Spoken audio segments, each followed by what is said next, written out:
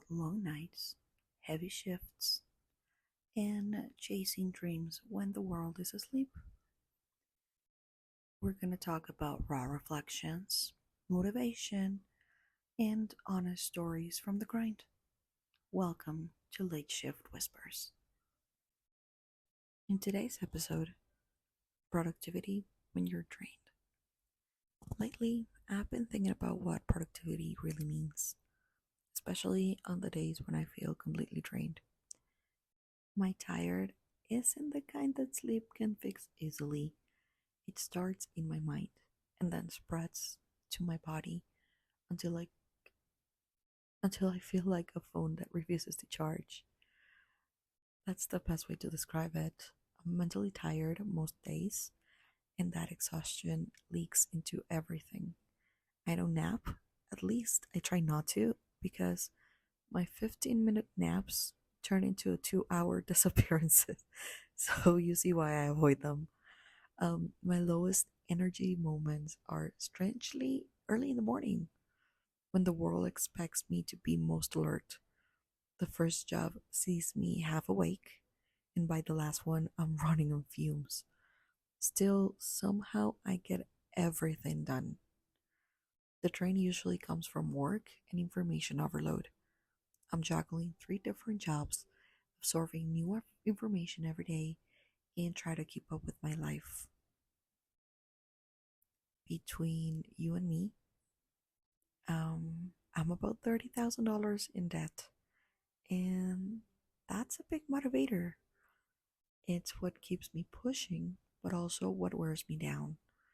Because underneath the pressure, what I really want is the space to think, to create, and to build something that's mine.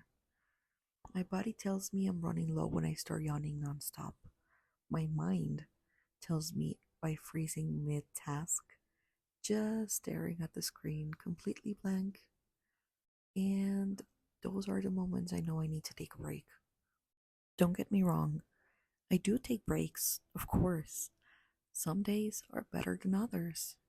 I start my mornings with a set routine and I end my nights decompressing just to survive the cycle. My small system is simple alarms. I have alarms for everything alarms for water, for movement, for breaks, for meals. They are my safety net, my reminders to pause before I crash. I've learned to treat breaks like rewards, small celebrations for making it this far into the day. In the evenings, I reset. No doom scrolling, early sleep when possible, tea in hand, quiet conversation with my boyfriend about our days. When I'm drained, I let a few things slide, but I'm kind to myself, something I had to learn the hard way. Progress, not perfection. Slow and steady still moves forward, and having an off day doesn't mean an off week. And if you're listening and you don't have someone to remind you of that, then I will. You're doing your best. And trust me, that's enough. When to push and when to pause? Well, that depends. If I'm simply tired but I feel inspired, I push a little. If I'm emotionally overwhelmed, then I stop. I take a breath and I check in with myself. I cry if I need to, because slowing down isn't failure, it's maintenance. Even in the tired moments, I look for things that refill me. Tea, reading, coloring, or watching a crime documentary until my mind drifts somewhere else.